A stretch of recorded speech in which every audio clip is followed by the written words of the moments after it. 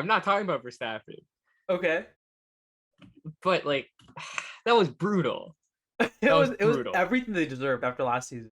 Like that was everything. All the karma came back to them. Now I mean, believe they're still gonna take their fucking championship. Like, hey, I don't think they're gonna be crying about the one race. I don't know, man. Verstappen, he's a little crybaby. He'll cry about anything. It was pure karma. It was so good. Just everything was just pure karma. What a good race! I can't believe Mercedes got 3 and 4. That was I feel bad for Perez. Like, that's the one guy, like, he didn't deserve that. Yeah, even Gasly didn't deserve it. Literally. Yeah, but Gasly wasn't gonna fucking podium. So he was still gonna get points. Yeah, but he wasn't gonna podium. So he would have been like 5. I think he probably Perez and Verstappen could have gotten that 3rd spot. They would have. Yeah, they legit would have. Lewis Hamilton would have not gotten podium. That's ridiculous. The only way this could have gone better is if Kevin Magnussen got podium. That would. Oh my god, it would have been so good. Good. They did well. What's it called? McLaren. Oh, they had a horrible race. Shot the bed. I don't know what happened with this team. Oh my god. I feel bad for Ricardo and Norris because they're good drivers. So it's not the drivers, it's the car. Like, Ricardo last year, I don't know, man. Ricardo, he's been having a lot of issues with that car to begin with. Even last year, like he had a lot of issues. It's the car. I think it's the car. You can't have Lando Norris and Daniel Ricciardo and then, what were they, like 15th? Yeah, okay, but this race in particular, yeah, it was always going to be an issue because they're having issues with overheating their brakes. Yeah, but I mean everyone was, but still. Huh? What'd you say? Most cars were having issues today. Yeah, but theirs in particular, like I'm sure theirs caught on fire in Essen as well. Yeah, so, it's they were having trouble. But I mean, like Ricardo's had a pretty rough time in McLaren, other than his win was at Monza last year. And his contract, he's getting paid. Oh yeah. Get paid take the money. He also got a tattoo of the race he won on his boss's arm. So I didn't know that. Yeah, it was on Drive to Survive. I saw that. No, yeah, of course. Well, he's got 2 then. So he's got one for who's the Renault guy that left? What was his name again? Renault guy that left. Renault old was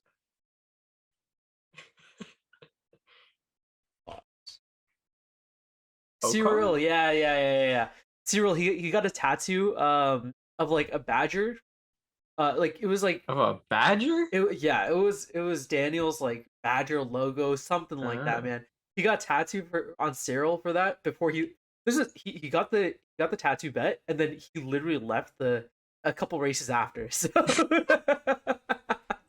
I didn't know about that. Yeah, I should start watching Drive to Survive. There's 2. There's 2. That's hilarious. Yeah, that's wild. Anyways, I'm excited for this season. But back to NHL. Man, there was a lot of trades. I don't even know how we break this down, but let's do our best.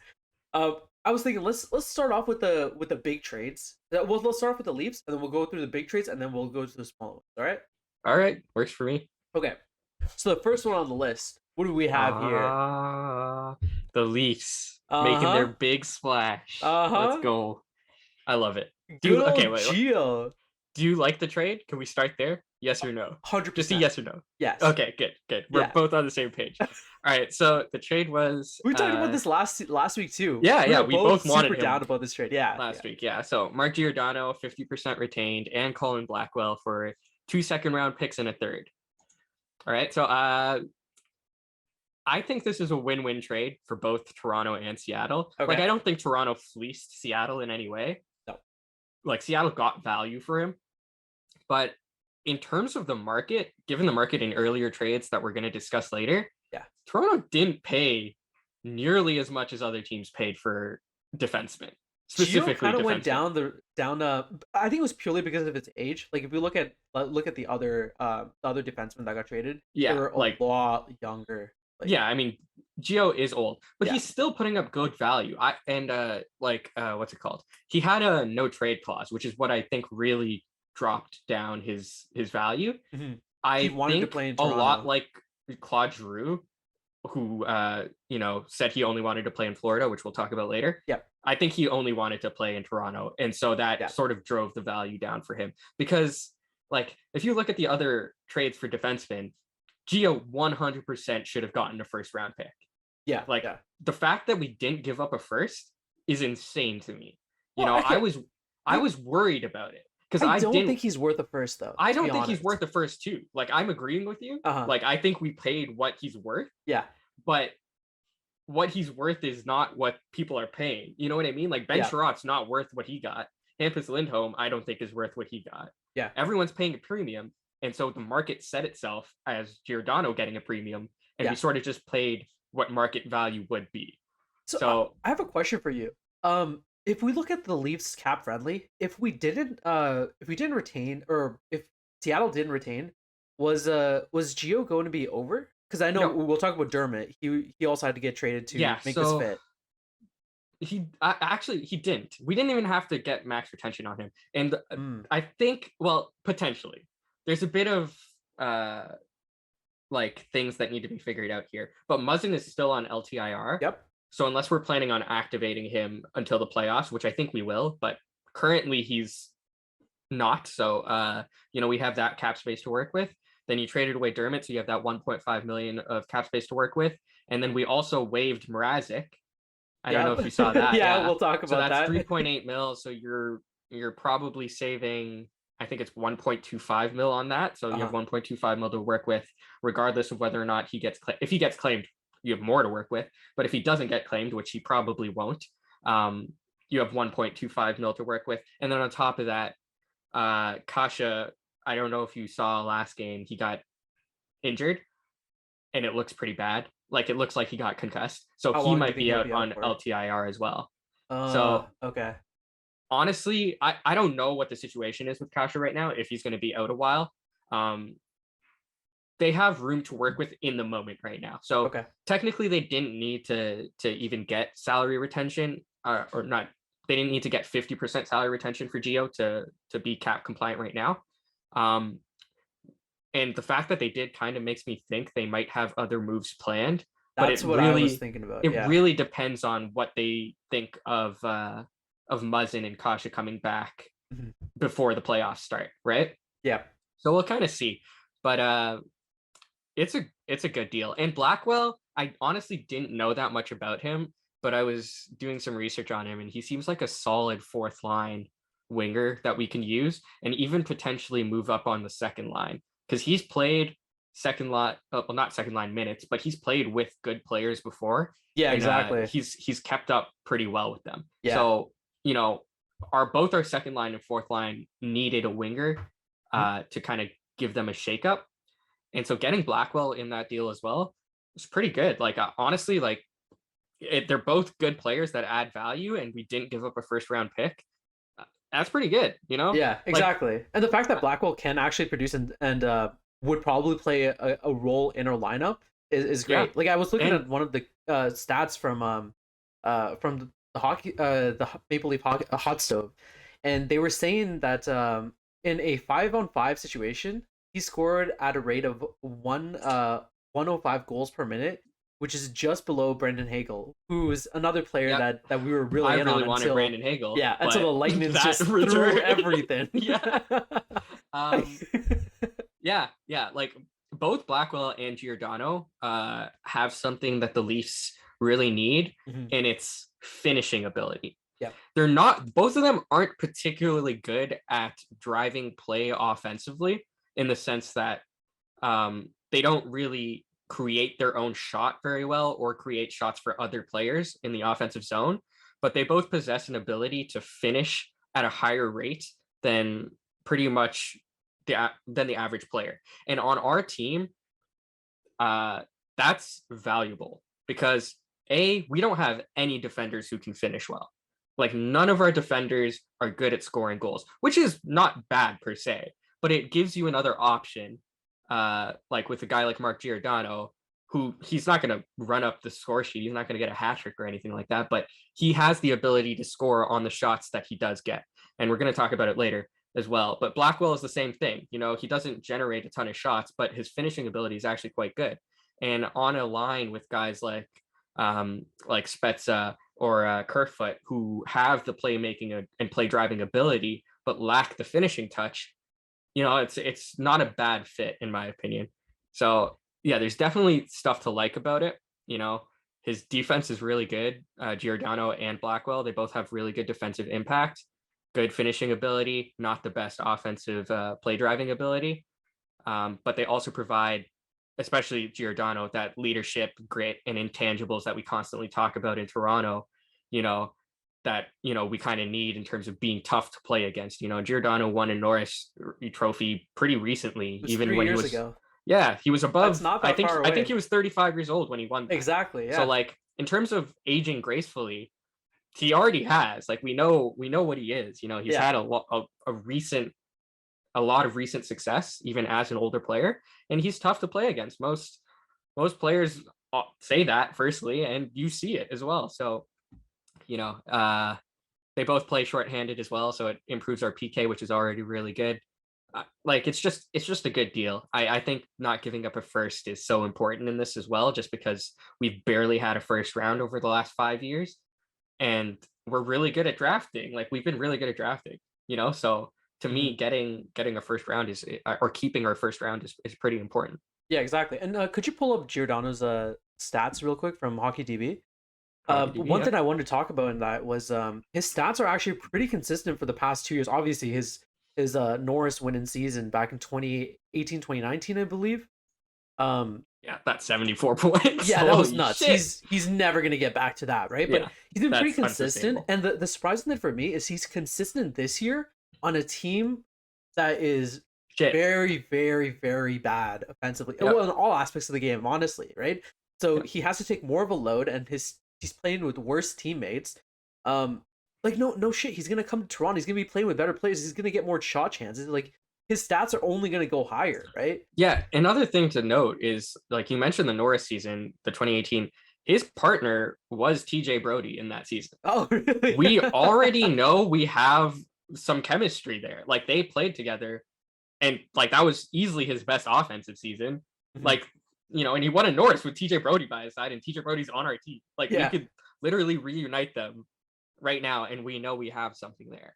So that's just another thing, because like a lot of the times you get a player and you're not exactly sure of the fit. You know, like Riley played well with Ron Hainsey, but he's played badly with, you know, other, you know, but when he was with Jake Muzzin on a pair, they played badly. And it's like, you know, the fit could be a concern, but to get a guy you know had a crazy good season with another guy you already have, it's just kind of like a cherry on the top of like niceness in this trade. Yeah. So yeah, I really like it. Yeah, this is the A+ trade regardless. But so, let's look at some of their advanced stats.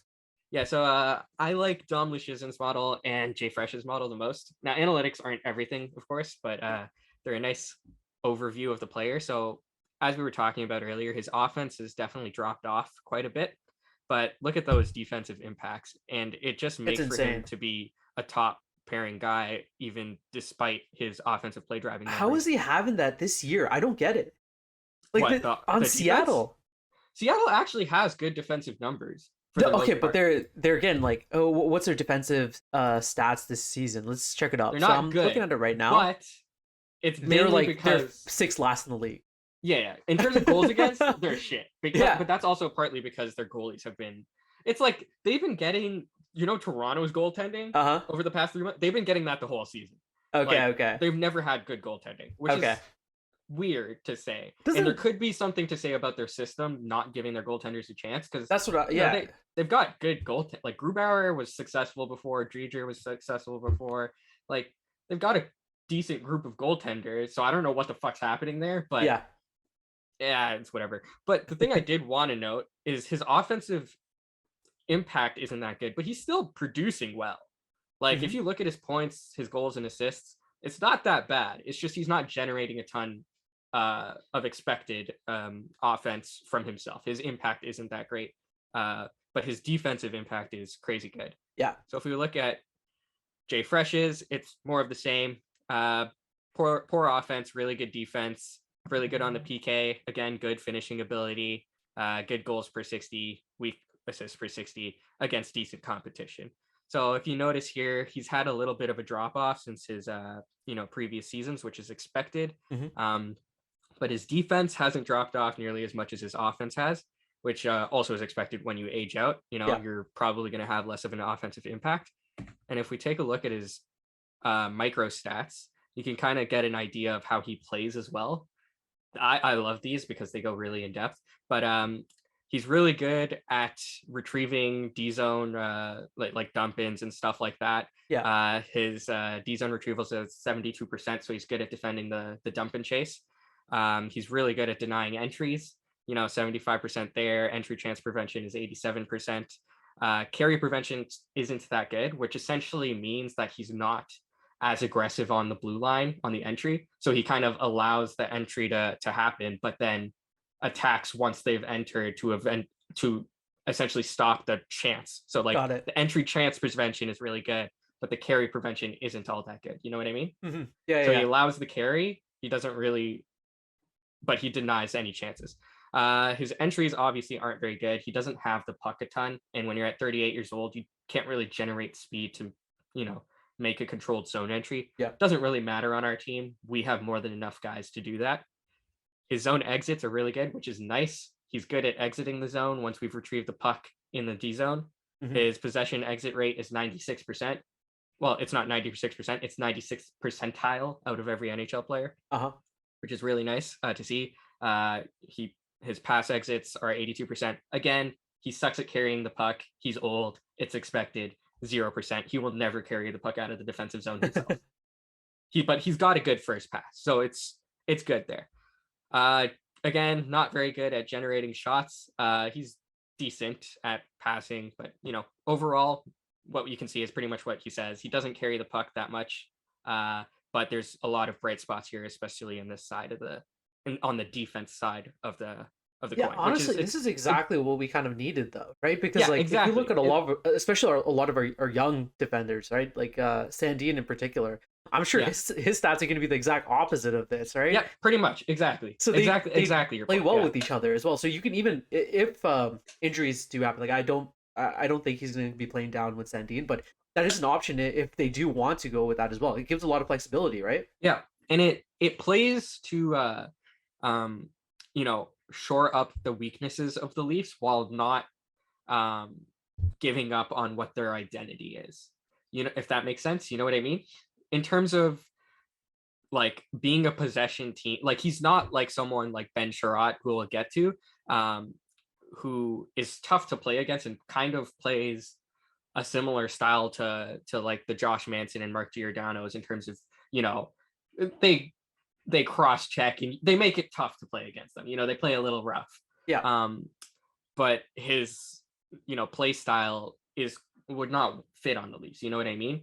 So you get a guy like Giordano who kind of shores up the weaknesses that the Leafs have while doing it in a way that will fit well with our current system in the first place. So to me, it's like, it's a great fit. You paid a decent amount to get him, but not nearly as much as other teams paid. So overall, I think, I think it's a good deal. Yeah, this is fantastic. Let's move on. I think we're pretty unanimous on this. This is an A+ deal for the Leafs, right? Yes, sir. Do you want to talk about Blackwell a little or no? I mean, yeah, we could go over it a little bit. Like he's ideally just going to be like our third pairing. He could honestly go into our second pairing with No, he's the fourth liner. Sorry? Fourth liner. Forward. Yeah. But what I mean is he plays well, or he has played with, like you were saying, he's played well. He's played with other great players, so he could he could have an option to play into our second line if they are underperforming or if you want to shake stuff up. But realistically, I don't think he's a good player, but he's not something that's going to be drastically changing our lineup or whatnot, or changing the look of our line. Yeah, I agree.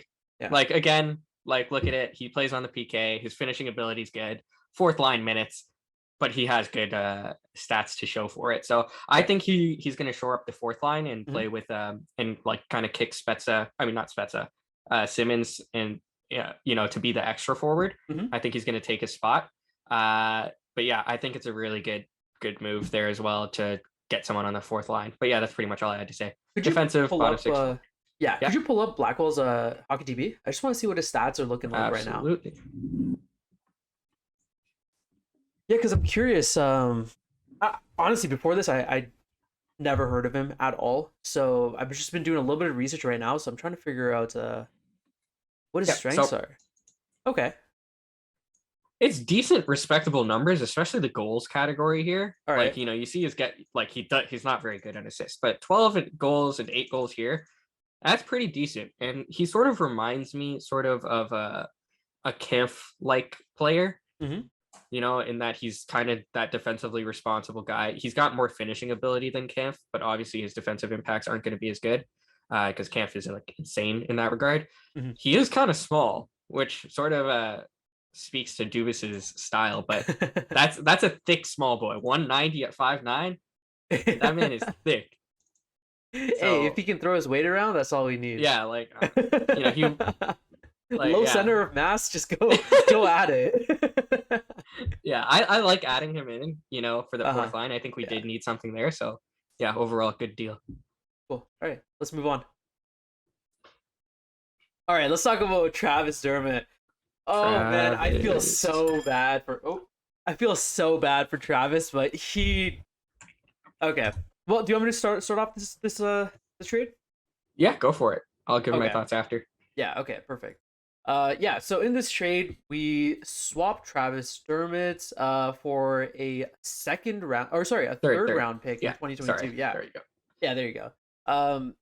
So this trade, oh man, I really feel bad for Travis. I mean, I really liked him as a player, but he's just been kicked down our line. Like, we just don't have a spot for him at this point, especially with Sandin playing really well and Liljegren coming in, and now the addition of Giordano. Yeah, it just doesn't seem like we have space for him. Like, he's an okay player. He played great for us when he was actually in the lineup, but if he's not going to be in the lineup with all our new additions, he's not going to have an opportunity to play. Like, I was looking into it. In terms of our left-hand defenseman, I believe we have 4 other defensemen that we can put in his place. Easily, yeah. I think he's our 9th best defenseman now. Exactly. Which says enough about our defensive core that Dermott, who is a third liner, is our 9th best. I think we have a decent depth-wise at least. But yeah, I like Dermott. I think he's a good player. I'm glad that Dubas is giving him a chance. I think that's good on Dubas to move him out and to not have him sit in the press box. You know what I mean? I think that's good for Dermott to go to Vancouver, where he'll most likely be playing at least on the third line, and he can actually get in games. Because let me see, where is he at? That's not bad, but it's he could be getting in more games, and he hasn't played since what, other than last night, 4 weeks or something like that. Yeah. I think he deserves a shot somewhere else. I don't know if he's ever going to be more than a third liner. I think he plays I think he gets really good results as a third pairing guy, but he's also the type of player that plays super aggressively. So when there's a screw up, it's kind of this massive screw up. And that's why coaches have never really, Babcock and Keefe, have never really trusted him to play an elevated role per se. Yeah. And so I don't know. To me, I'm not sure if he'll be anything more than a top 6 guy, but it's good value for both teams. We get a 3rd round pick for a guy that wasn't even gonna play for us unless we had 4 injuries, and they get a decent third pairing guy, and it's a good move for Vancouver as well. He's young. They retain his RFA rights. They can re-sign him. And he's better than Travis Hamonic, better and cheaper than Travis Hamonic, who he's replacing essentially. So I don't know. It's a good deal to me for both teams again. You look here, these are good numbers here, but look at that. His quality of competition that he was up against, Keefe just did not trust him to play against good players. And,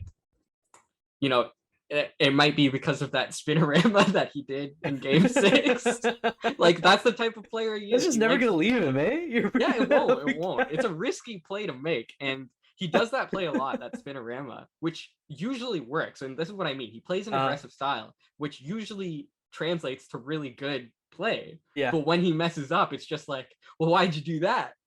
You could have done so many other things. You know what that reminds me of, though?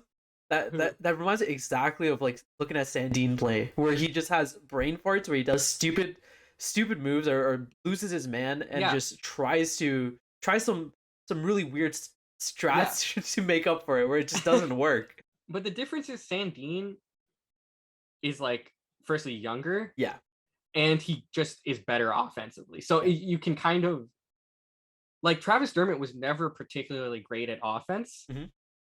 Like he was a fairly defensively minded player, but and he played well defensively. It's just when he made that gaffe, it was like, well, why'd you do that? There were so many better options. But you know, like if you look at his stats here, really good at exiting the zone. But like, look at that. Yeah, that's atrocious. Look at that. That's not. This is really good, but like doesn't really do it at a good rate here. Yeah, it's not that good. Like he's got. Yeah, sorry. Go ahead. He plays an aggressive style. Yeah, like you can see it when he plays. He really challenges opponents. He like crazy goes early, which is why when he messes up, it kind of looks so much worse. Yeah, because it's like a boneheaded play. You know what I mean? Like, so he's never really got the trust of his coaches, as evident by his time on ice and his competition. Like they shelter him on top of giving him no time. So I think it was time he got a new start somewhere else. Maybe another coach will embrace his aggressive style, and that could be good for him. Who knows? Hey, it might be something that that Vancouver needed, right? So yeah, exactly. Like, and I think he's a good transition player. Like I think he's good at moving the puck. So on a team like Vancouver, I think they could use him. Especially if there's less eyes on him, he might be able to play better without having people just scrutinizing him for every single mistake. But, exactly. All right, let's move on. Let's go. All right, let's skip Detroit. Let's look at some of the big trades. Let's look at Florida. Let's look at that Claude Giroux. What a deal for Florida. That was fantastic. Okay, beautiful. We kind of have to bunch this up with Ben Sherratt because they gave up a lot. Ben Sherratt is way worse. They gave up more for Ben Sherratt than Claude Giroux. It's wild. What? But now we know Florida is in it. Like, holy crap, they give up their first rounds for 2022, 2023, and 2024. 2024, yeah. They're complete, like, they're out. It's win first now round, or fourth worth round, busted third round prospect. And then another first round, a third round, and another prospect. That's a crazy amount. And Claude Giroux is a rental. And Ben Sherratt is a rental. So... Like he only has one. This is it. The last He's a UFA. Contract? Both of them are UFAs. Now they could re-sign. They can't re-sign Giroux. He'll cost too much. Like they don't have the cap space for it. They could technically re-sign Ben Sherratt. Okay, but it'll really want to sign Ben Sherratt again. Exactly. Firstly, he apparently has a ton of value in the league, which I don't understand why, but he does. Like he costs that much to get. Like I don't know what the fuck. Why? Whatever. But anyways. It's going to be tough with their cap situation because they're going to have to re-sign Huberdeau pretty soon as well. He's only got one more year left on his deal, and he's getting 5.9 mil. That's going to go to 10. Like it just will. Like he's performing too good to not get at least 9.5. Yeah, let's say. You don't have the space. Like if you sign Ben Sherratt and then lose Huberdeau because you signed Ben Sherratt, I will slap you. Like don't do that. Like just don't do that. So I don't know what they're gonna do with their cap situation, but it's a lot to pay. Yeah. For 2 rentals. It's a lot. Like they're really in it this year. Like this is an aggressive move, and I respect it a lot because of that. Because they are they are the best team in the Atlantic right now with these moves. It's not even close. Yeah. They were already performing the best as is. And then the Leafs go out and they get Giroux. Boston goes out, they get Lindholm. Tampa goes out and they get Hagel. And then Florida is just like, we're spending all our assets and getting fucking Giroux and Sherratt. Like, that's a wild.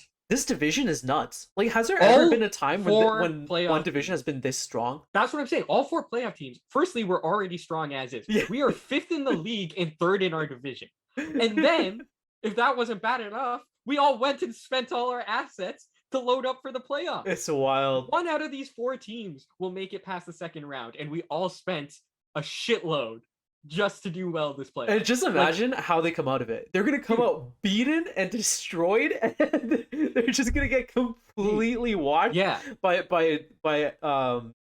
Colorado. I think Colorado is gonna like steamroll all of these guys. They're gonna be relaxing, calm, like probably playing. Colorado's got like 0 fucking. They have no competition. Yeah, they've got Calgary at this point.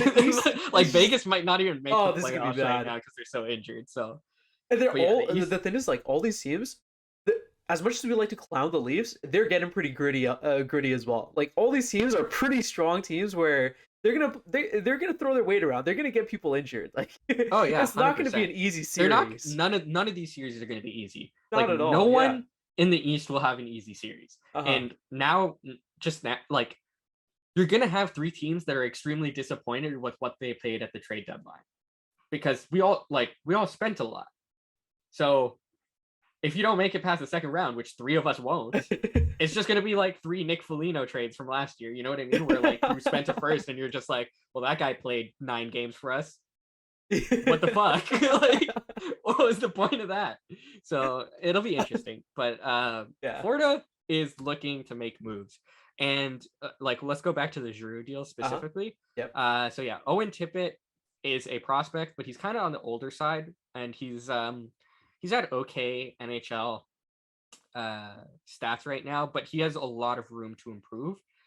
He needs to start doing it. He's kind of getting up there in terms of what we would consider a prospect. But have you seen Owen Tippett? Yeah, I've seen Owen Tippett. They traded like, a redhead. Yeah, I know. They traded Ginger. That's way younger. Yeah, it's like, you never know. Who's going to be the next Giroux? We're picking this guy. Yeah, so they traded Owen Tippett, a first and a third. That's not like, that's underwhelming for the Flyers, but they didn't have a choice. Giroux said he wanted to go to Florida. Like, you're not gonna he has like I think he had an NTC, so he had to waive it. But B, you're not gonna disrespect like Claude Giroux, who played on your, you know what I mean? Captain for how long now? Like, regardless of whether or not and we know that Colorado offered more. We knew he was going to Florida, so Florida held all the cards here. Originally, Florida didn't even want to give up their first round pick, but I think the Flyers were just like, come on, like, please. So eventually I guess they did, but it's still light for Giroux. It's really, really good for Florida. Let me pull up his stats. Oh my god, he's gonna have a great time in Florida. Okay, wait, let's start off with Owen Tippett. That's his 4th liner. Not very good finishing, blah, blah. But he's only young. 23. But 22 is decently old for a winger. You know, he's what also I mean? on Philly. Like, no, he was on Florida. You dumbass. Sorry. He was on Florida. Yeah, exactly. But like, does he have a lot of playing time? Sorry. Yeah, he didn't have that much playing time. Exactly.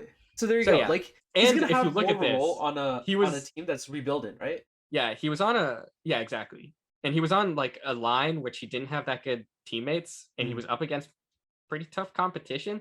So, you know, as a young guy, that's kind of weird. Yeah. But so he's got a lot of room to grow. My point is he's not a blue chip prospect. He's not like the guy. He's not like this insane guy. He's got some defensive things that he'll work out. But he's 22. He'll be fine. This is Claude Giroux. Let me pull up his counting stats first, because Jesus, there's a lot of Giroux. There we go. Yeah, he's always been good. 900 points in 1,000 games. That's very even. That's nice to look at. You know, he's been captain for 9 years. Oh yeah, I'm not surprised. Holy crap, man! He's been old is he? He's 34 now. Damn. Wow. So, he's decently old, but he's still producing at an elite rate. Like 42 points, 57. He's gonna go. He's gonna go to Florida. He's playing with fucking Barkov and it's gonna be insane. This guy's gonna light it up. Oh my god. He had a single 100-point season, which is really fucking good. So, you know, he's always been good. I don't think anyone's really questioned his play ever, to be honest. Like, he was good right out of the get-go. Look at that. He's gonna be phenomenal. This trade, like, I feel so bad because if the Leafs are gonna go far, we're gonna have to go past this team, and holy crap, it's not gonna be fun. Yeah, they're gonna have trouble getting past. Oh, do we play Florida again? There we go. Let me look it up. You can keep looking up. We play Florida 3 times. In the rest of the season? We haven't played them yet. Oh, geez. We play them which is good. That's a good thing. We get to face them 3 times after we've both made our deadline acquisitions. Dude, this is so important for us to get like a ton of experience with their team as they are right now. Wait, you want to hear something funny? What? We're gonna play them next week on Sunday at 7 p.m. AKA while we're doing the podcast, we'll have the game up on the side. We'll be watching it live. Do it. I'm gonna be watching Claude Giroux like a hawk, pointing out all his mistakes to make myself feel better. But this says enough. If you see blue squares everywhere, good, man, you just know he's really good. Like, it's just really good on the power play. Really good. I had some hope in my mind that the Leafs would somehow manage to get him. We had no chance. I know, but I wanted him so bad. No, it's just his cap hit's too high. I don't get But also, what? Like, no, he wouldn't want to come here. Just imagine him in a St. Pat's jersey. Oh my god, perfection. He's meant to wear the St. Pat's jersey. Where was he born? If it isn't Toronto, Hearst. That's in Ontario, I think. Yeah. Okay, maybe. Maybe. But no, definitely not. He's really good. Like, fantastic. Just all around a great player. They give up a lot, but honestly, I don't even care. The moment they didn't even give up that much. They give up a lot. Because they get Giroux. No. Okay. Look. So the way that I look at Florida and I look at this trade is I group this together with Ben Sherratt, and I look at both of them together. But I'm looking at them as separate trades. Oh, you can't look at them separately. That's not how it works. They didn't have to make the Sherratt trade to make this trade. Yeah, okay, like, we'll talk about Sherratt. I don't know why they didn't go. Well, actually, Gio, he probably said no to that, but Gio probably said no to going that. Yeah, because that would have been the perfect trade. But anyways, I put these two trades together because in my mind, if they don't go for Giroux, they're not going to go for Sherratt. Sherratt. You're saying like if they're going all in, they're going all in. Exactly. Yeah, and I think they had a good chance because Giroux wanted to go to Florida. They had an inkling that, hey, we're going to get this done, so let's load up and let's sell and or let's load up and buy someone else that can contribute to this lineup, right? Do you want to do Sherratt unless they knew that Giroux was coming, there was no way in hell they were going for Sherratt at all. Yeah. All right, one sec. Let me see if I can pull up Sherratt's numbers here. Yeah. Do you want to just okay? Let's go over really quickly Sherratt's trade, and then we can while we do that we can pull that up. Yeah. So Sherratt, where is that? There we go. There you go. Okay. So Ben Sherratt. Oh my God, what is this, man? So a 2022 4th round, and then a 2023 1st round. Holy crap, that's a lot, man. That is not worth it at all. Yep. It's so bad. It's so bad. It's horrible. But let me pull up his thing here. Okay, yeah. In the meantime, let me pull up Sherratt's stats. 0%. 0. He is the worst defenseman by this model right now. And I want to be clear here. All right, he's playing number 1, like, pairing minutes. He's obviously not the worst defenseman of the NHL. What? They can't see anything on stream. What's going on? What happened? Scuffed. Oh shit. Okay, it's back. What happened there? I have no clue. Oh, I'm so mad. That's I hope hilarious. it wasn't for too long. See, this is why you need to have the dual Was that for action. a long time? Or was it just for how long has it been off for? Anyways, continue. I'll talk to Omar in the side. Okay, yeah. But yeah, he's obviously not the worst defenseman in the league. Like, he's had good results before. Like, if you look here, his defensive metrics have dropped like a ton of bricks in this year compared to last year and the year previous. So he's not a bad defenseman. He's having a very bad year right now. But he's never been that good. Even in the 2021 era, he was putting up a 25% WAR. Yeah. You know, his offensive and defensive metrics were decent, and he's tough to play against. That's a lot to give up for someone who's tough to play against and puts up decent numbers, you know? Hey, like these are Justin Hall numbers here. You know what I mean? Mm-hmm. Like these are quite literally Justin Hall's WAR numbers. Justin Hall is not fetching up first. I can tell you that. Like he's not. Hey, who knows? We could have offered him up to Florida. Maybe they might have bid on that. Yeah, and he's tough to play against. Yeah, and that's obviously got a lot of value in the league. Uh-huh. But he takes a lot of penalties. Like it's not like he's tough to play against and he does it cleanly. He's got one of the worst penalty differentials, and he has had one of the worst penalty differentials for like the past 4 years, and it doesn't change in playoffs. Like a lot of people were like, well, it doesn't matter in playoffs. He takes more penalties in the playoffs somehow. He's like the one player where it's like, how are you taking more penalties in the playoffs? How is that even possible? It's funny that you brought that up. I was literally Googling to see what his stats were in the playoffs last year against the Leafs. Yeah. I don't know what to think of it. He's obviously not going to be as bad as this chart shows. Like, it's just a given. He's not going to be that. He's not going to be worth a first, and fourth, and a third round prospect. Not as a rental, not even if you re-sign him. He's just not. I don't know what this is. I have no idea. The one saving grace, I mean, if they didn't get the 50% retention, I don't think they would have even fit him in there. But who else was available at that point to pick up instead of Ben? No, but he already said he was going to go with the Leafs, right? And he had a no-trade clause. Huh? Manson. Similar player, similar style. Just all right, okay. So and Manson, like, you want to go to Manson's deal? Yeah, let's see it.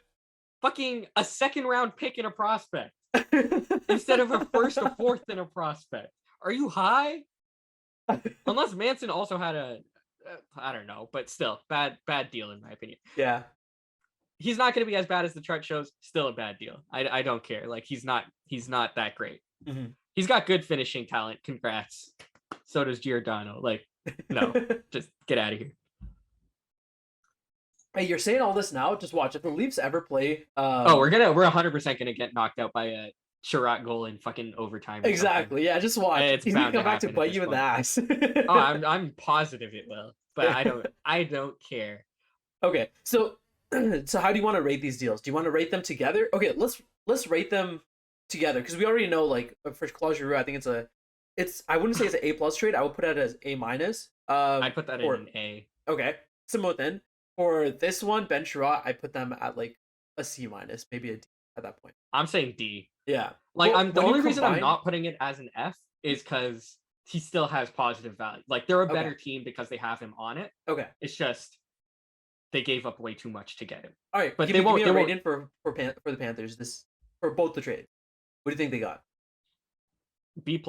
And that's because of Giroux. Like, Giroux's more of an impact player. Like, like, it's just, they're clearly a better team than they were. Yeah. They're clearly the best team in the league, in my opinion. Right now. Yeah. I say B+, and if they win a cup, like, no one's going to remember. It doesn't matter. All this. Yeah, it doesn't matter. The only reason it would matter is if they get knocked out in, like, the first or second round. Mm-hmm. Then everyone's like, you're dumb. And if they get knocked out and Sherratt is on the ice for it and he's, like, bad in the playoffs, I'll be happy. Hey, it'll be a good episode. That's excited. If Sherratt does well in the playoffs, then cut this all out. Yeah, it's never happened. He's great. Okay, let's move on. I don't like Sherratt. Yeah. All right, let's move on to the next big one. I think Campus Lindholm. Do you want? Yep. Let's talk about Lindholm. Yeah.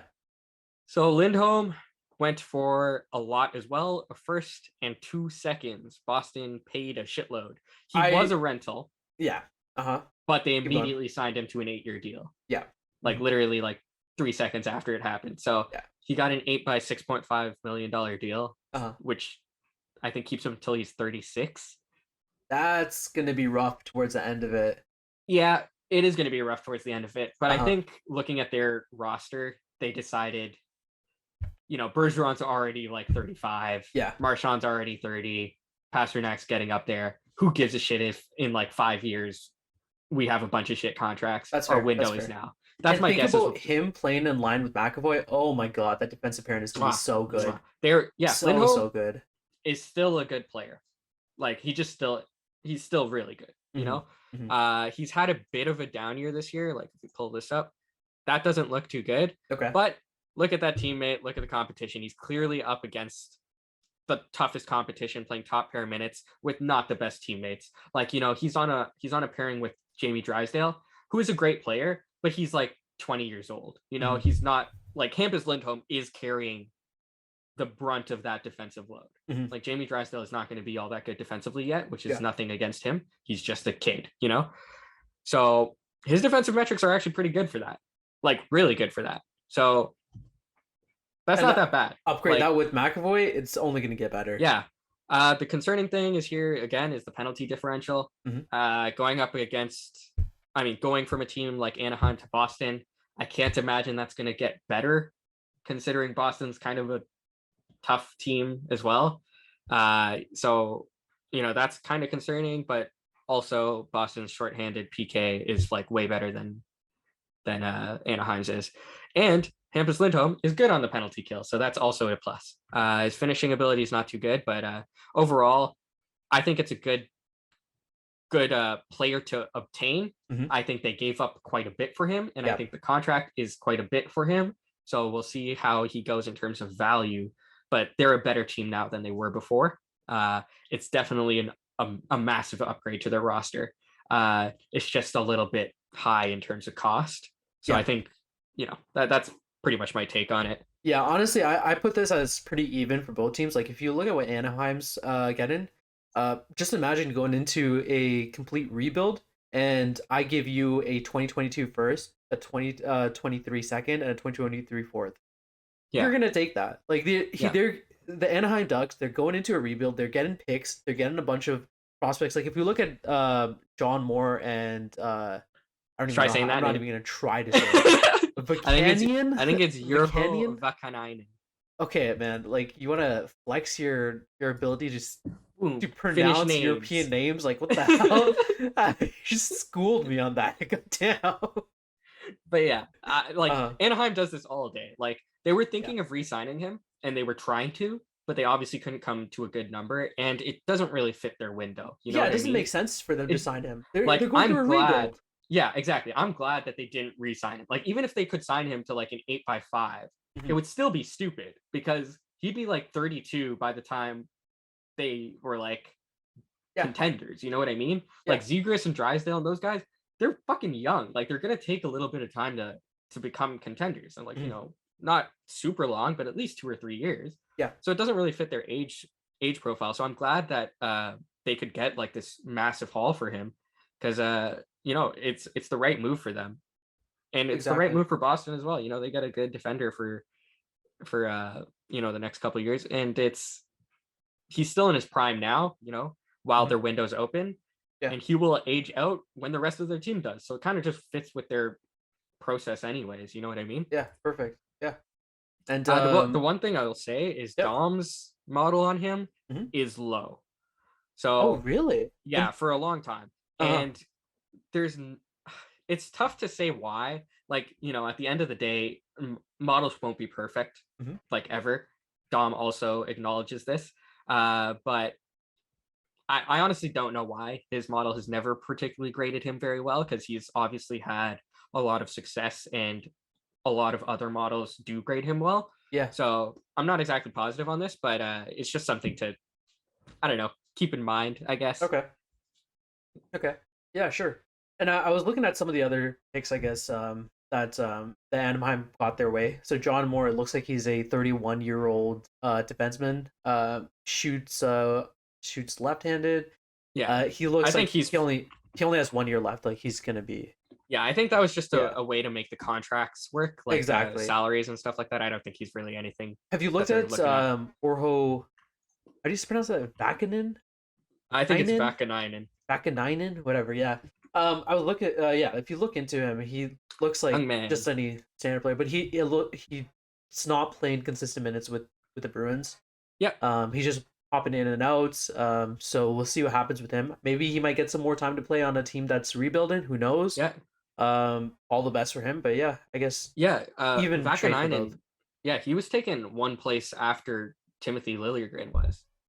Oh wow. Yeah. Okay, but that's also after Liljegren went through.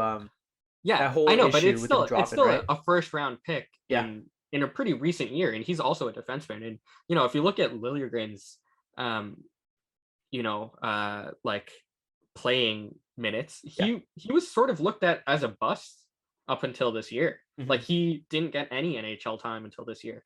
And so, you know, I don't think he's going to be playing in the playoffs this year for us. I think we have more than enough defensemen right now, but he's going to be a part of the Leafs future. You know, I think we can say that now. He's progressing well in the NHL. I think the same thing could happen to Vakanainen. You know, he hasn't had a ton of time, but I think the Ducks are pretty good at developing defensemen. Oh yeah, you know, they've had insane defensemen. You know, it's ridiculous. Yeah. Over the years, they've consistently had good defensemen, and you know, he's got Drysdale as well as a young guy who's in the system, and I think, you know, he might be something. I don't think he's just a shoe-in like John Moore is. You know what I mean? To me, that's a prospect. That's someone you can develop. He's a little older, so you know we're kind of reaching the end status of him being a prospect. Hey, he's a newly like 23-year-old, right? His birthday was January 1st. Yeah, so... January 1st, 99 born. He's young.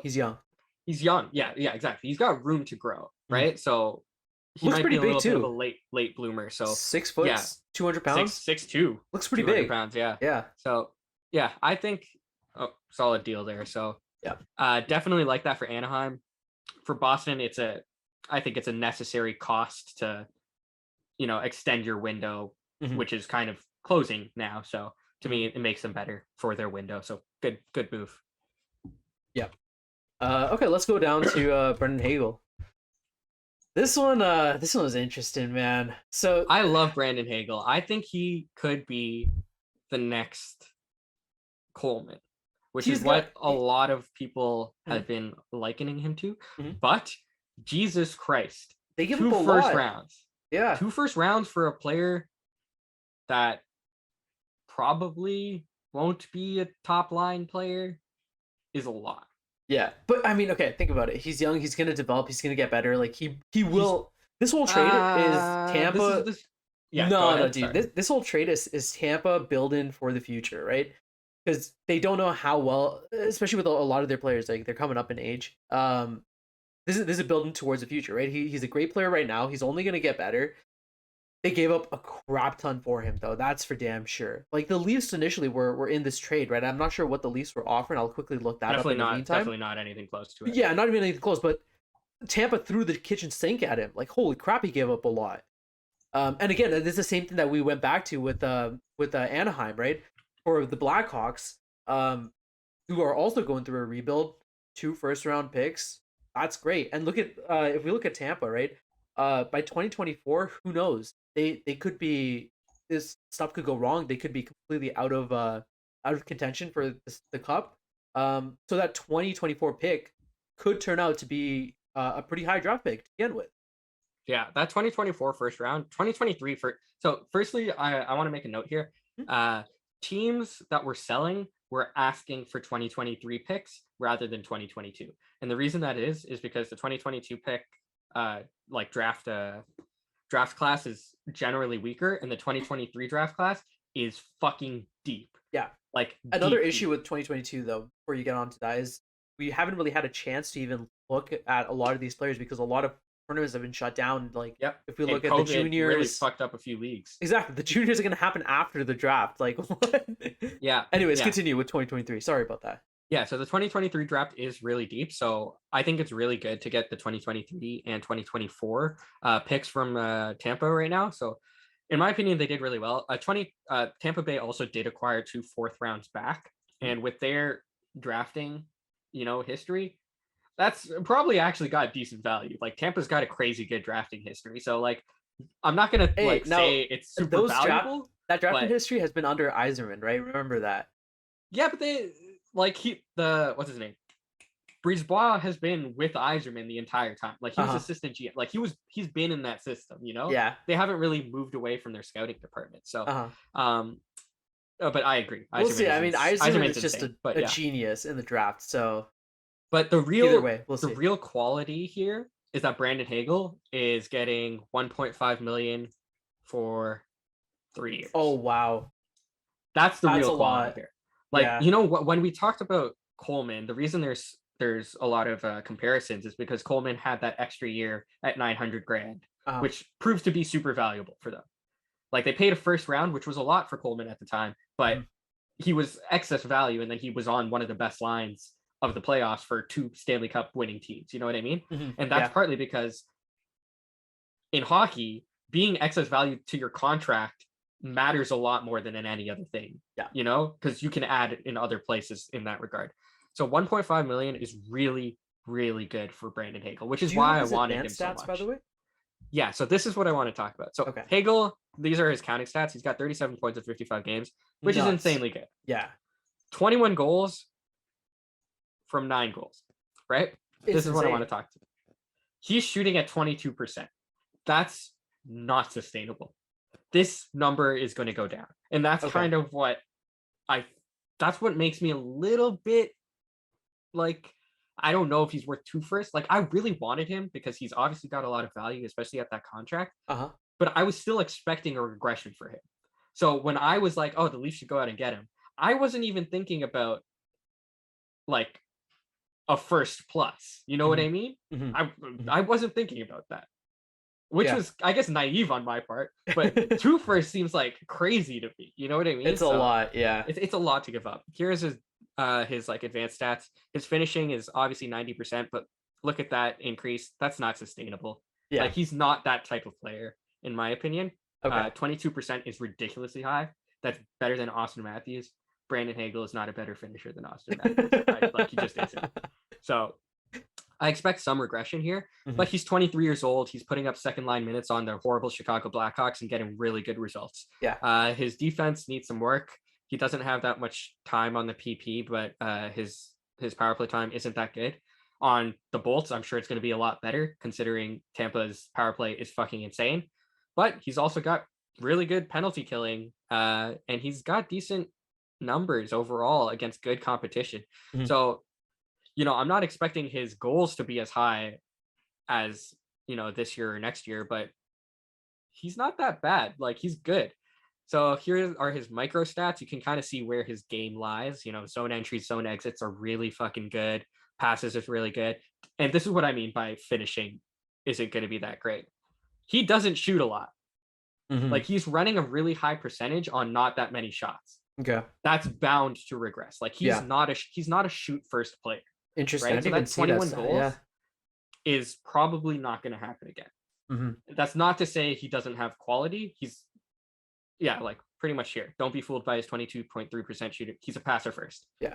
But he's really, really good at generating shots through passing. Yeah. Like his cross slot passes is crazy good. His low to high passes, his one-timer assists, all really good numbers. His zone entries are really good numbers. His rush play, and especially rush assists, really good numbers. So you're kind of looking at a player that his current counting stats, his like points and goals and stuff, is a little bit of a red herring into how he actually plays, but he's still really good value. You know what I mean? Yeah. So no, can you quickly pull up Tampa's lines? Tampa's lines? Yeah, to see where he's gonna fit in basically. I think he played a game already. Oh, has he? Okay. I'm not sure. Brandon Hagel, third line left wing. Okay. Brandon Hagel. So I'm wondering what his let me look at what his time was then. So in my opinion, I think they're gonna move Palat down and Hagel. I think they're gonna move Palat down and move Brandon Hagel to that second line. Okay, but yeah, so the one thing, the thing that I was trying to get at with this is before this on Chicago, he was averaging basically 20 minutes, 20 minutes a game. Yeah, exactly. Now when he goes down to play with Tampa, he's obviously not going to be averaging the same amount of time that he was in Chicago, right? So that's going to affect his stats, and it's probably going to affect his progression as well. So what do you think that'll play into how he develops going forward? I think it'll make him better. Personally, like I think personally, when you have like this 23-year-old who's playing top 6 minutes on a bad team, it's good to get them time, but then eventually you kind of need them to play a role that they're actually, you know, will have just success in. Like, if you look at his numbers defensively, he's not rated out that well, and that's expected. If you're playing 20 minutes a night as a 23-year-old who's kind of just coming into the league into his own, he's not going to have that good defensive metrics. He's playing up against really tough competition, and like if you look here, it rates out. That's like second line competition. That 76% here, and he doesn't fare very well. So in my opinion, going on Tampa and lowering that defensive load on him will help his development drastically. Okay. And having good players to work with, especially, you know, like guys like Braden Point and Anthony Cirelli, will help his assists a lot. Like if you look at his micro stats, like if we brought up, he's really good at getting assists. Like he's really good at creating chances through his passing. But Chicago, I don't know if he was playing with DeBrincat or not, but I don't think he was. Like I don't think he was playing on that first line with DeBrincat and Kane or anything like that. I'm not positive, so I don't know what the finishing talent he had to work with. But in my opinion, it's probably going to be better on Tampa. Okay. But yeah, if you look at Dom's thing here as well, it rates him very well. His previous seasons aren't rated that well, which is kind of expected. He kind of blew up this season, but you know, you got him for 2 more years at $1.5 million. That's a good middle six winger that's cost controlled. 1.5 million is nothing for him. So that's why they had to pay a premium. Cap matters so much more in this type of deal. So, you know, they get a really good deal. They get a really good player. They paid a little bit much for him, but it doesn't matter if you win cups. No one's complaining about the Coleman deal or Gaudreau deal. No one's complaining they gave up a first for each of those guys. They won them 2 cups. Like, yeah, it's just you have to pay to get good players on good contracts. So, especially to come out, like we talked about this already, but to come out of this division, it's going to be tough anyways. So you're going to have to load up on whoever you can at this point. Good luck getting through this division if you don't spend at the cap at the deadline. Like it's just not going to be possible. But yeah, next let's see what we got. Also, it's Taylor Radish and Boris Kachuk. They're like 24 and 23 depth players. They could improve, but in my opinion, they're nothing. Yeah. One thing I want to go to before we get into the other trades, let's talk about Mrazek. I don't wanna. Let's talk about Mrazek, Shalgren, and that new goalie actually that we signed. Yeah. So we sent Satari. Yeah, I didn't even know what his name. Hari Satari. There we go. Hari Satari. So Mrazek got waived, which is expected, I guess, because he's been shit. Yeah. No one's gonna pick him up. So bad. So that's my opinion. Like, you know, if he gets picked up by someone, I'll be happy. That'll be $3.8 million off of our books. We won't have to deal with it anymore. You know, for 3 years too. Like, it's kind of sad that our like entire team has pretty much given up on him. You know what I mean? Like it's obviously probably not that good for his confidence. So if he does play for the Leafs again, I don't think he's going to be good. Like, you know, knowing that the organization has just pretty much thrown him aside and no one really believes him to be that good. Yeah. It's tough to play in Toronto. I don't think a lot of goalies do well in Toronto because it's mentally scarring. Like, so I don't think he can really come back from where he is right now in terms of confidence, you know? So I'm glad that we waived him because it also gives us some cap flexibility. Yeah. If he gets a new start and he does well, like hats off to him. I'm not going to hold the Leafs against it. I'm not going to be like, why'd you waive him? He clearly wasn't doing it here. So I think he's still a useful goalie for someone. I just doubt he gets claimed on waivers. Like, it's going to be, he's definitely not going to happen. But I'm super excited for Hari Satari. Do you know who he is? Hell yeah, I know who he is. Oh man, he's the gold he's medal. The Finnish goal, the gold medal winner. Dude, I love this signing. So there's a couple things to say about this. Okay. But let me give a quick analysis on the stats first, and then you can talk about that. Go for it. Okay. So in his games for the KHL, playing for Sibir, I don't even want to start saying the first then. Novosibirsk. There's no way I can do that. But he's putting up a 926 save percentage in 38 games. Obviously, he's playing against lesser competition, but whatever. He was during his stint in the Olympics this year, where he won gold. He had a 5-0 record with a shutout and a 962 save percentage. Obviously, this isn't. This is against teams not where NHL we didn't have. Yeah, exactly. We didn't have the strongest Canadian team or the strongest American team. But still, like, fantastic numbers, honestly, and he 100% deserved this. He's a 32-year-old, so he's not that young, but I kind of have pretty good hopes, or maybe he might be able to get a few starts instead of Colgren. Who knows? We'll see. Anyways, break down the trade. What do you think of him? Okay, so there's stuff to like, especially his recent years in the KHL. 926, 922, 921. He's been consistent there. Yeah. He is 32. Right? So he's not a prospect, you know what I mean? Nope. Yeah. But he's had a stint in the NHL. Let's see, where was it? A long time ago. Yeah, it's with the Florida Panthers, 2017, 2018. There we go. Played 9 games. 9 games, 9-11. That's actually not that bad. Like, I was expecting it to be worse for a guy who had to go to Europe. Yeah. His stats in the AHL also weren't that bad, aside from a couple of years where he was kind of weak. Yeah. I mean, his last season that he was in the AHL was 899, which is in the best. Which is weak as hell. But in my he's opinion, honestly not that bad. I feel like that's more of an off season than that's kind of what I'm getting at, right? Like, it's kind of a weird off season there. Yeah. But at the same time, it's just one more dart that we can throw. You know what I mean? See who sticks. Yeah, and it doesn't cost us anything. So in my like, there's no bad move here. He's a variable contract, so cap hit doesn't matter. The worst thing that can happen is he's bad and doesn't play on the Leafs, and Maple Leaf Sports Entertainment has to pay him his salary. Yeah. Who gives a shit? Who cares? Yeah, we have so much money. If you're not the owner, like, it doesn't matter. Right? Hey, he deserves that salary just over his Gold Cup. Or his gold medal. Yeah, he deserves it just for his name. He deserves it. That's fucking nice. Ari Satari. That's such a nice name.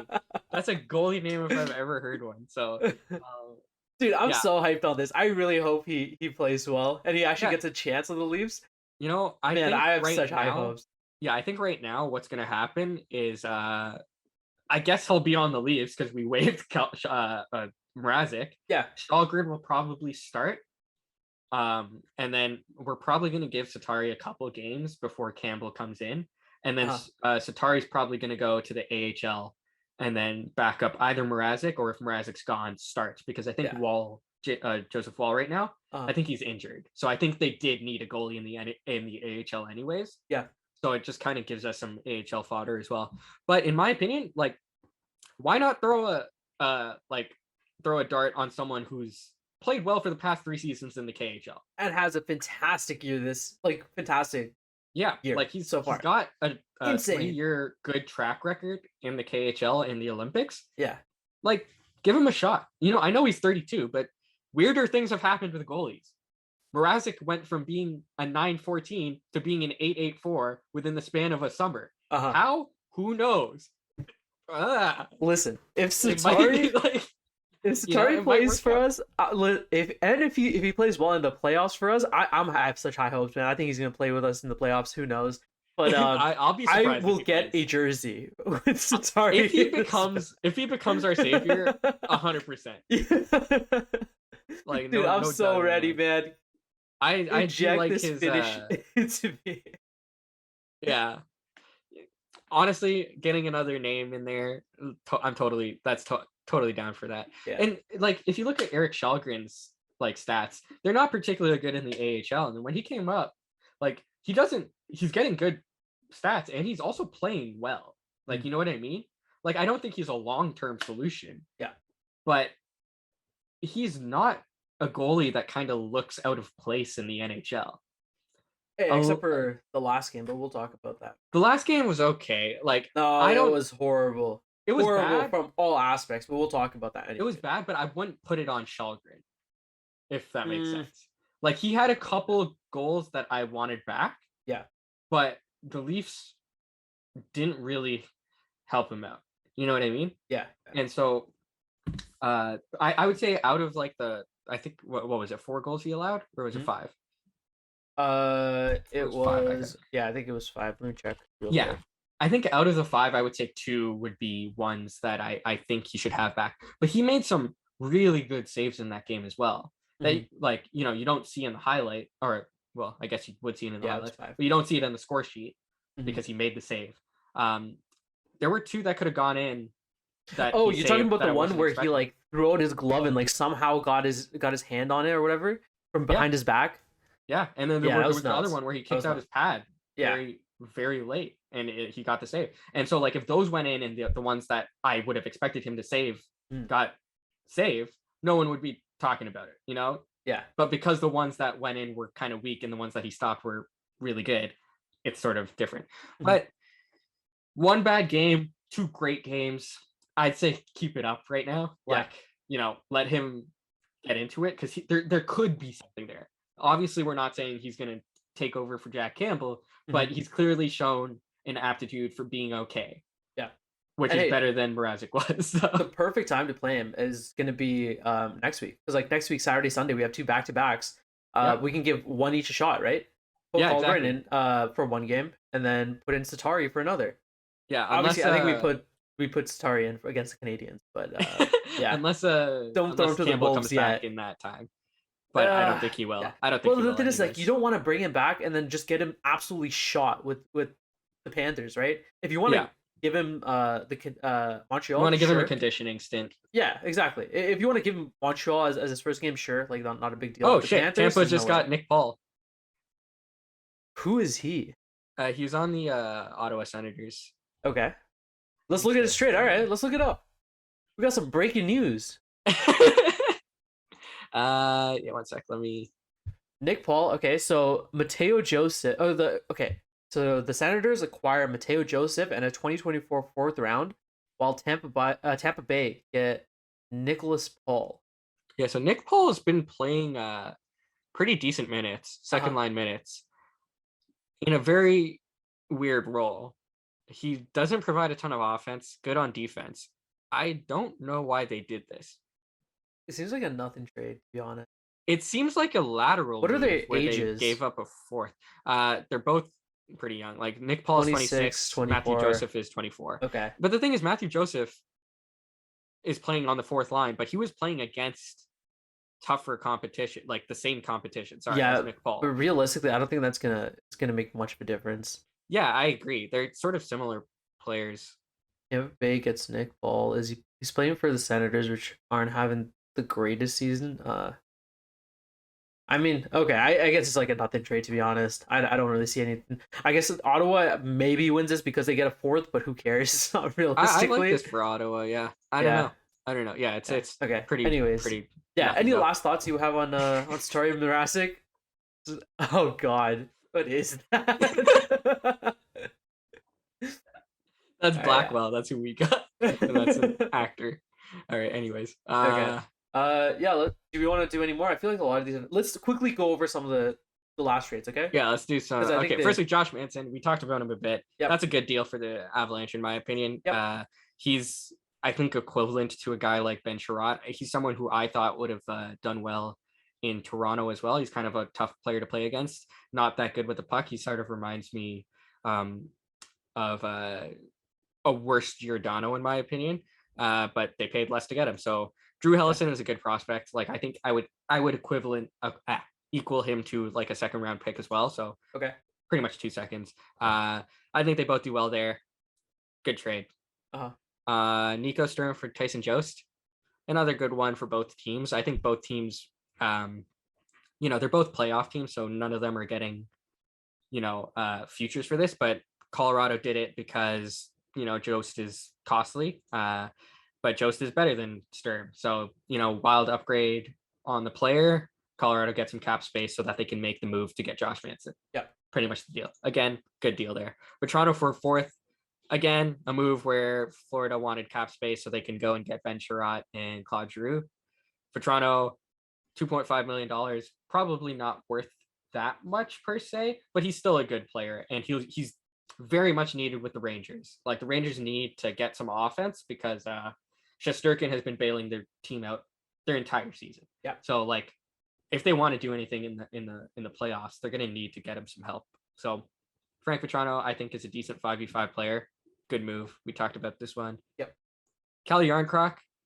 What do you have any thoughts on these? I have no clue on this. I don't even know. Interrupt me whenever you feel you need to. Yeah, go ahead. Go ahead. Calle Yarncroc, 50% retained to Calgary. I really like this for Calgary, but Jesus Christ, Didn't they give up? It looks like they gave up a lot, and he's also only. It looks like he's on his final year of his contract right now. This is is he actually? I'm not sure if he is. Yeah, he is. He is. His final year. Oh yeah, it is. Yeah. And where are the let's. But yeah, Yarncroc is someone who I wanted on the Leafs, kind of like Brandon Hagel. Mm-hmm. But again, when I saw the price, I was like, yeah, no, I'm glad we didn't play that. Yeah. You know what I mean? In my opinion, he's better than Blackwell that the Leafs got, but he costs about 3 times as much. So it's a wash. Like, yeah, I don't think this is worth it. I feel like Seattle won this trade, to be honest. Seattle won this trade, but the Flames are clearly in a position where they feel they're, they're not in a tough conference. You know what I mean? Mm-hmm. Like, to get to the conference finals, they don't have to go through what the Leafs have to go through. Well, you still have to go through the Avalanche, which honestly, if you put the Avalanche on the East, like, they could go blow to blow with the Panthers. Yeah. The Avalanche are the best team in the NHL. Well, second best now that Florida went and got Giroux. Yeah, but they're top 2, in my opinion. But you're like shoring up that depth is probably what Calgary did need to do, and I think they do have a shot of going really far in the playoffs. So I don't like the cost of it, but I do like the player. Okay. So agreed. Sure. Obviously Seattle getting that many picks. This is what they should have done in the first place. Yeah. And they literally just had to do what Vegas did. Yeah, exactly.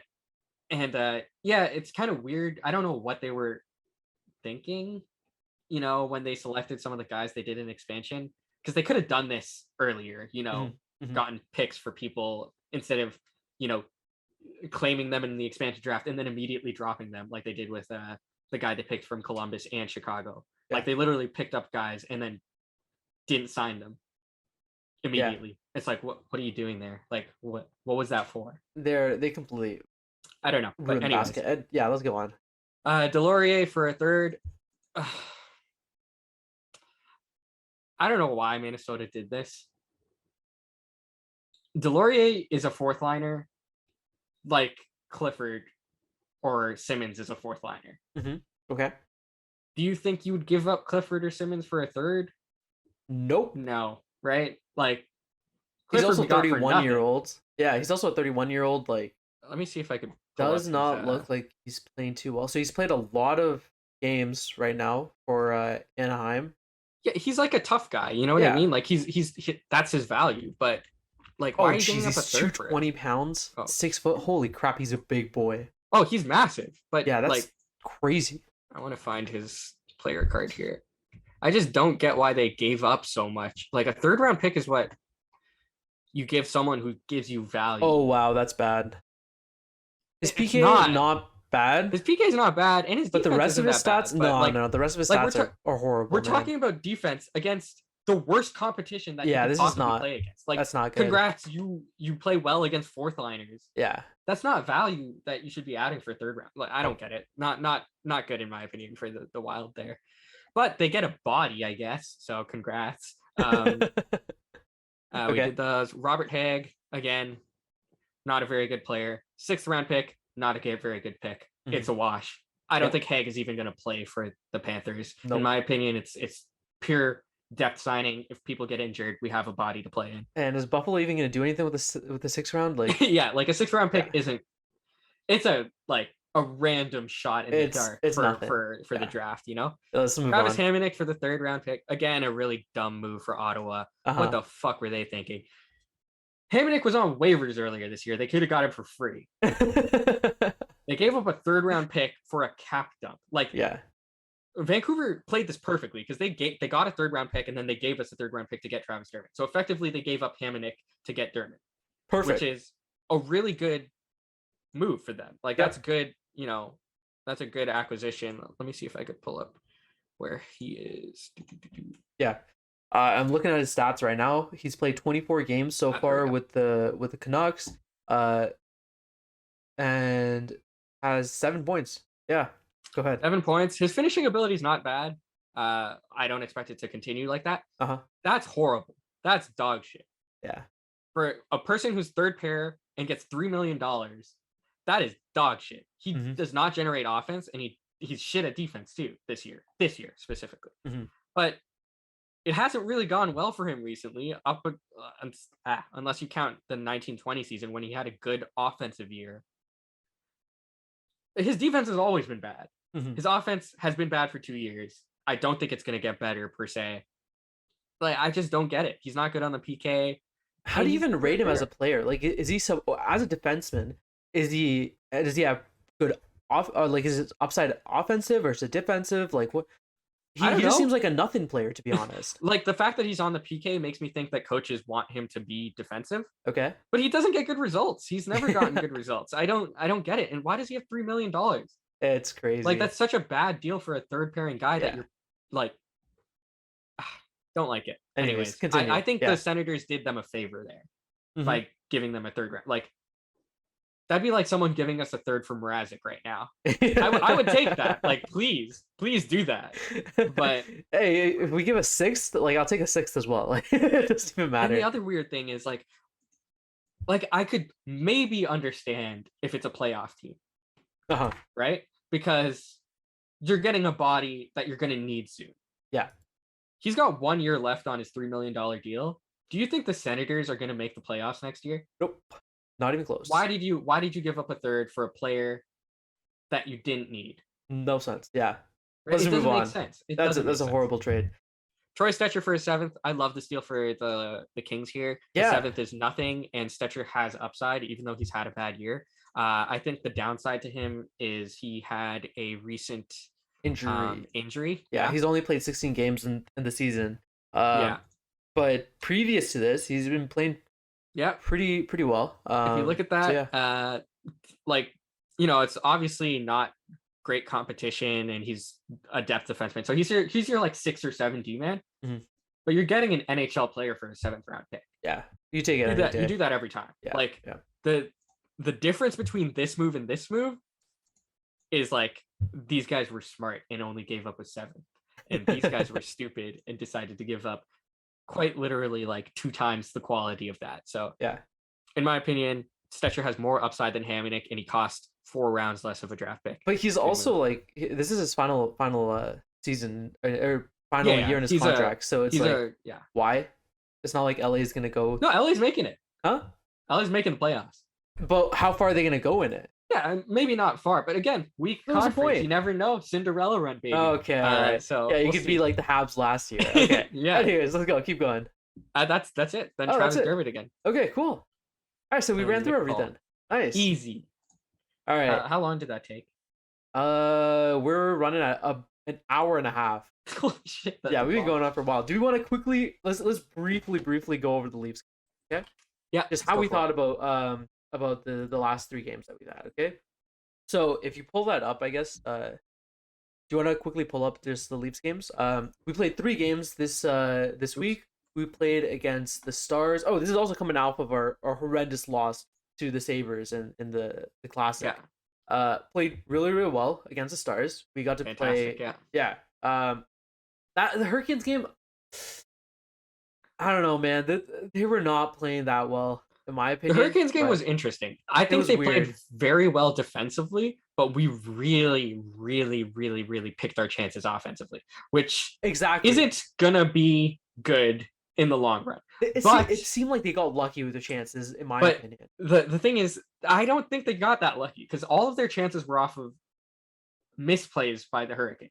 Yeah, like the way I see it was because Keefe ended up talking after the game about how we kind of got fed like 12 shots before we got our first shot. Yeah, and he said something that I thought was interesting, which was, it was somewhat by design. Like, I'm paraphrasing here, but he essentially said that they were looking to get Shalgren some easy saves early on. Okay, that's some bullshit that he's saying. Listen to me. And he wanted Anderson to get off his game. And this is the thing. Anderson was off his game. Yeah, and I'm not gonna deny that we probably had a strategy to do that. What do you mean had a strategy to make him be off his game? We had Anderson for 5 years. You know? Yeah. We kind of know where his like Keith probably knows if he doesn't get a shot on, if he goes in cold, some shit like that. And the first goal he lets in is on like the second shot, and it's this is some copium. I'm telling you right now, it's not copium. We true at all. We won the game. Yeah, we won it off of like we were getting outshot ridiculous amounts. It wasn't even funny. Does this show show the stats? Hold on, let's see. Let me pull it up. Anyways, keep talking. Let me. But yeah, in my opinion, like that Carolina game, we actually played defensively well. Källgren had to make a lot of saves, but none of them were particularly high danger. And when you look at the goals that we had, like the first one should have been stopped by Anderson, but the other two were kind of hard. It was 36 shots on goal to 21. To 21. Right? Yeah, but it doesn't matter if you get 3 goals on 21 shots. Like, it doesn't matter. So you're telling me this is coming off the same guy who said no. Who was it? Who was it? Was it Hagelin or Hagel who's been Brandon scoring? Hagel. Yeah, 22%. Yeah. Exactly. I agree with you. And I'm not expecting this type of performance for every single game. I'm saying for a game where you know the goaltender you're going up against. Yeah. And you know the system you're going up against. And then the coach coming out and saying, like, this is what we tried to do. That's interesting to me. You know what I think that is? That's him giving some more confidence to Källgren. That's it. I think that could totally be it. That could totally be it. I just thought it was an interesting quote. Yeah. Okay, I do think we didn't play all that well that game, but I liked our finishing ability. I liked when we did take the puck up the ice. It was always a high danger chance. Yeah. Like that 21 shots, none of them were particularly hard. I mean, easy to save. Yeah. We didn't let Anderson get into his groove one bit. And in a game where you're getting fed shots, that's sort of the best you can do. I would like our shot suppression to be a lot better than that. And that was something that definitely plagued us against the Predators. Yeah. You know, where we played a similar style and it didn't work because UC Saros was on top of his game, but also Källgren just wasn't as good. You know what I mean?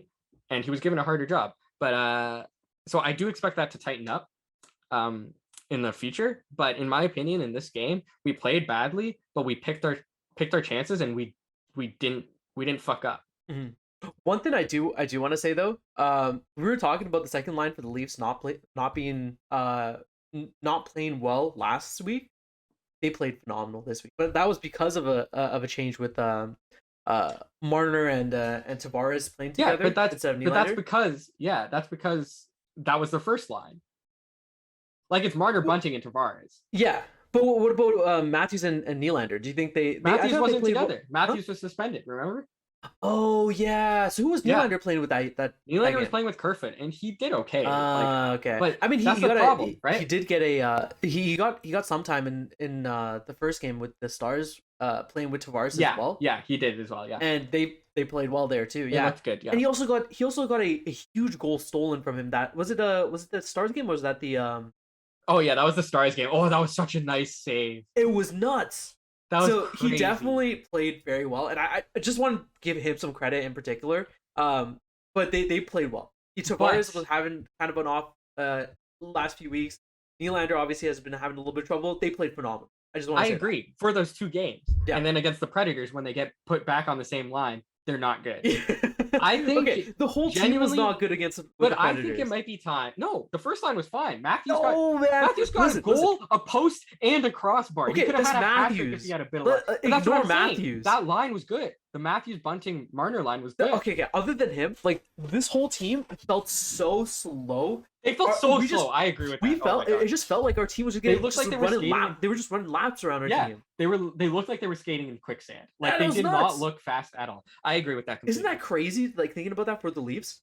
Yeah, but the thing I think the Leafs should do or should consider, depending on where Blackwell fits in this situation now, is swap Matthews with Tavares.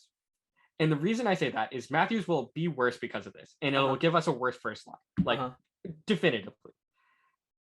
But Tavares works with Marner and Bunting. Yeah. We've seen it for 2 games. We know Tavares works with Marner. Tavares got 47 goals when Marner was on his line. Didn't Matthews also start off playing with Nylander anyways? Exactly. That's kind of what I'm getting at. It's clear that Marner has a lot of value because anytime either Tavares or Matthews play with him, they elevate their game to an insane amount. Yeah. But if you know Matthews works with Nylander from beforehand, and you know Matthews is probably one of the best NHL players in the league, maybe make his line a little worse so that you can make your second line a little better. Because it's really, to me, it's really restricting that we have such a good first line and then our second line doesn't, like Tavares and Nylander, even when they're playing well, they play well individually. You know what I mean? They play well and they look good individually. They don't look like this dynamic duo of, you know, as teammates, where they're like giving and going and like doing some crazy shit. They just look good on their own and they generate on their own. It doesn't work like I guess like you have time now too, so like play around with the you lineup. have 25 games to experiment. I don't know why we keep going to this first line. I understand that we want to reward them because they've been insanely good, but don't do that at the expense of the rest of the team. You know, like let's figure out 4 lines that fucking work. Like I don't want to go into a goddamn playoff with 1 line that works, 1 line that's insanely good defensively and works, and then 2 lines that are nothing. Like you're gonna get fed. If that 1 line gets shut down, you're fucked. Yeah, you're fucked. We need the depth of each line being good. Yeah, even that's if fair. That's fair. 1 line becomes a little worse. So that's my opinion. I think the next few games, try it out. Just see what it does. If it doesn't work, you can always revert back to what you know works. You know what I mean? So exactly. Yeah, and we have quite a few games this week. We got the Devils on Wednesday. We got the Canadians on Saturday, and the Panthers, which are going to be we're going to be online watching that live as well. Yeah. So the shitty thing about the Panthers games is all of them are back-to-backs, every single one, which kind of sucks for us because I don't think we're going to be at our best. Yeah, and it's not even like we can save our worst goalie, I guess, like for the game before. Yeah, we're playing the Lightning. Like what? It's the Lightning and the Panthers back to back. What are you talking about? Yeah. It's nuts. Yeah. It's sad. But it's the Lightning. Oh yeah. No, you got it one game. That's okay though. But yeah, we'll see how it if goes. they want to go far, they're gonna have to deal with it day in day out. No excuses. Play well. You can't. You got to play the team in front of you. You know. So I'm excited for Gio to come in. I think he'll be playing against the Devils unless there's issues regarding that, but I don't think there is. I'm waiting for you to say one name right now.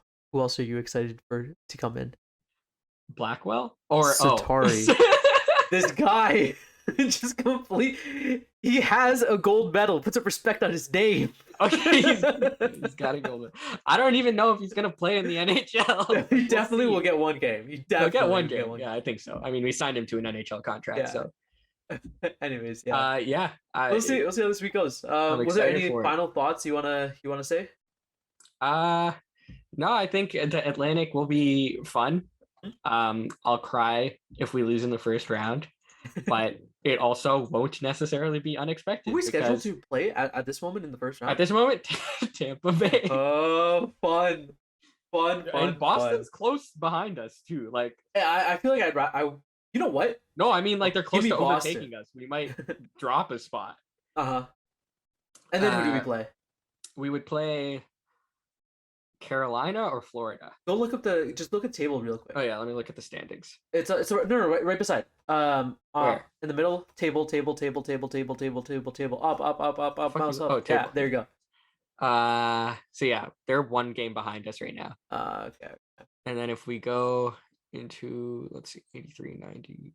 Yeah, we'd be facing the Hurricanes if we drop below the Bruins. Okay, rough, very rough.